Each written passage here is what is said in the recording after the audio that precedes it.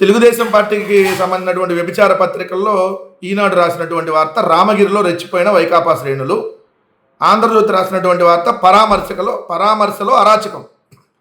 జగన్ గారు పరామర్శకి వెళ్ళి అరాచకం సృష్టించారంట.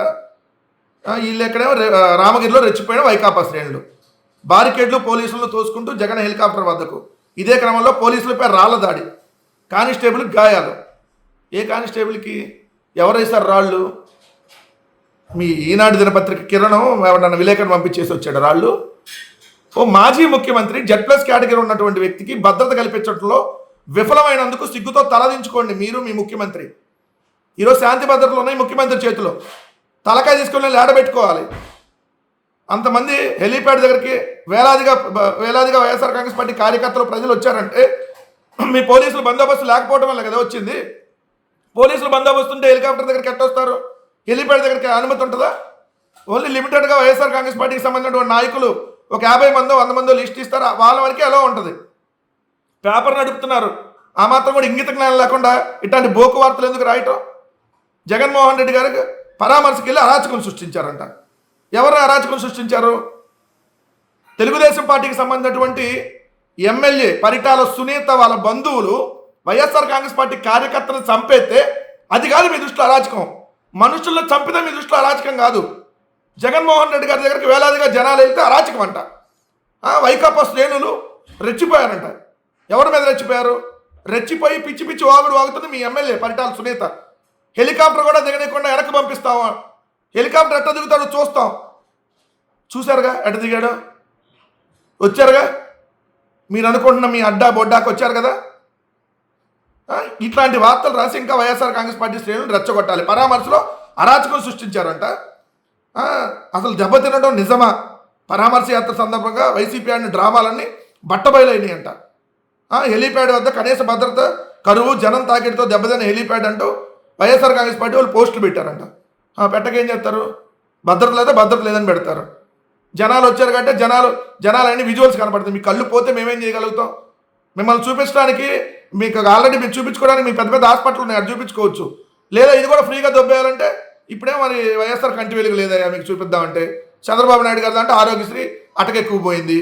మామూలుగా ఆరోగ్యశ్రీ కంటికి సంబంధించిన ఆరోగ్యశ్రీలు చూపించరు. మరి మీ బతుకులు ఎట్టా? ఇంకా ఈ జనాలు అందరూ కనపట్ల. ఈ జనాలందరూ ఇది జనం కాదు. మీ పత్రికలోనే మళ్ళీ వేస్తారు ఈ జనాల ఫోటోలు. వీళ్ళు జనాలు కాదు మీ దృష్టిలో. చెప్పండి. లేకపోతే ఏ టెక్నాలజీ, లేదంటే గ్రీన్ మ్యాట్లు వేసారు మీ బతుకని తింటే కదా రాయటం. అరే ఒక మాజీ ముఖ్యమంత్రికి ఈరోజు భద్రత కూడా కల్పించలేనటువంటి గలీజు ప్రభుత్వంలో మీరుండి ఏం వార్తలు రాస్తారు? దానికి తోడు ఈ పోలీసులు, జగన్ గారు అంటే పోలీసులు హెచ్చరించండి. ఏం పోలీసులు డాష్ తినడానికి వచ్చారా అని ఏమని అన్నాడు జగన్ గారు? మేమన్నా అందరు పోలీసులు ఉద్దేశించున్నావా? తెలుగుదేశం పార్టీకి తొత్తుల్లాగా తెలుగుదేశం పార్టీకి ఊడిగం చేస్తున్నటువంటి ఆ పోలీసుల గురించి మాట్లాడాం. అధికారంలోకి వచ్చేదాకా కాదు, ఇప్పుడే పోలీసుల మీద ప్రైవేట్ కేసులు వేస్తా ఉన్నాం. తప్పుడు కేసులు పెట్టి తెలుగుదేశం పార్టీ ఇంటిలో వాచ్మెన్ లాగా పనిచేస్తున్నటువంటి పోలీసుల మీద ఖచ్చితంగా ఆల్రెడీ ఒక 70 మందికి పైగా ఐడెంటిఫై చేసాం. ఎవరిని కూడా వదిలేటటువంటి ప్రసక్తి లేదు. మళ్ళీ రాసుకోండి వార్తలు, మళ్ళీ రాసుకోండి. మీ ఇష్టం ఉన్నటువంటి వార్తలు ఏం రాస్తారు? డబ్బు పంచి జనాలను తరలించారంట జగన్ గారి కోసం. అరే మేమేమన్నా మూడు తాళ్ళు 4 బొంగరాలు వేసి తిప్పితే తప్ప తిరగలేనటువంటి పార్టీలో లేవు మీలాగా. సింగిల్గా 151, సింగిల్గా 40% ఓటింగ్, సింగిల్గా 45% ఓటింగ్.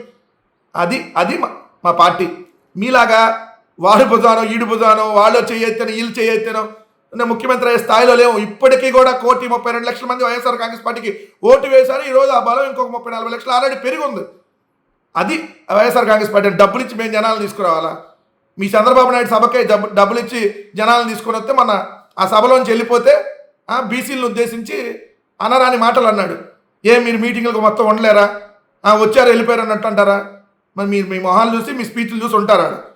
జగన్మోహన్ రెడ్డి జన నేత. జనం కోసం జగన్, జగన్ కోసం జనం. అది మా ట్యాగ్లైన్. మేము రాయల్టీగా బతుకుతున్నాం. మీలాగా ఎట్లా పడితే అట్లా చండాల బతుకుల్లో బతకట్లా. జగన్ గారు ఎక్కడ వెళ్ళినా వేలాదిగా జనాలు వస్తారు. పెళ్ళికి వెళ్ళారా, ప్లేనరీకి వెళ్ళారా అన్న రీతిలో జనాలు మన తెరాలి పెళ్ళికి వెళ్తే కూడా చూశారు. జగన్మోహన్ రెడ్డి గారిని చంపేయాలన్నటువంటి ఒక కుట్ర మీ ప్రభుత్వంలో చేస్తున్నారు. ఒక పకడ్బందీగా చేస్తున్నారు. మళ్ళీ చెప్తా ఉన్నాం.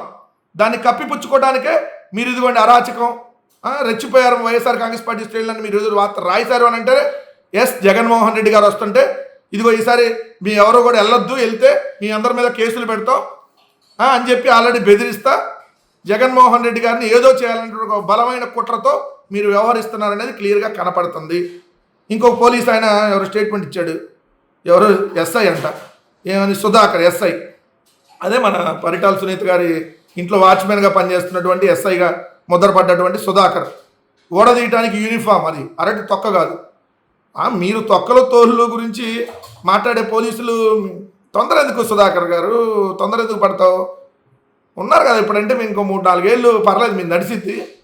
తర్వాత తొక్కలు, అరటి తొక్కు, లేదంటే బత్తాకాయో ఇంకో కాయలో అన్ని తొందరగా వస్తాయి. తొక్కలకి ఎక్కల గురించి ఎందుకులే, కానీ అప్పుడు యూనిఫామ్ని న్యాయస్థానాల ముందు ఎలా నిలబెడతామో చూద్దు, కానీ తొందరపడద్దు, వెయిట్ అండ్ సీ. 1100 మంది పోలీసులు భద్రత కల్పించారంట, ఎస్పీ గారు చెబుతున్నారు. ఏ ఊర్లో కల్పించారమ్మా 1100 మంది? అనంతపురం జిల్లా మొత్తం, ఆ మండలంలో ఒక 10 మందిని, ఈ మండలంలో ఒక 10 మందిని, అటు అన్ని మండలాల్లో పెట్టారా వైఎస్ఆర్ కాంగ్రెస్ పార్టీ వాళ్ళు? ఎక్కడికి వెళ్లకుండా అడ్డుకునేటటువంటి కార్యక్రమంలో పెట్టుంటారు 1100 మంది. హెలీప్యాడ్ దగ్గర 250 మంది ఉన్నారంట. ఏదో చూపించండి ఆడ, ఒకసారి లిస్ట్ ఇవ్వండి అమ్మ, పేర్లు ఏందో. ఇప్పటికైనా ఒక నిజాయితీగా ఉండండి. అధికారంలో తెలుగుదేశం పార్టీ ఏం శాశ్వతంగా ఉండదు, మీ డ్యూటీలు కూడా ఏం శాశ్వతంగా ఉండవు. ఎస్పీ గారు, మేడం గారు, కొంచెం ఇప్పటికైనా కొంచెం పోలీస్ అధికారిగా వ్యవహరించండి దయచేసి.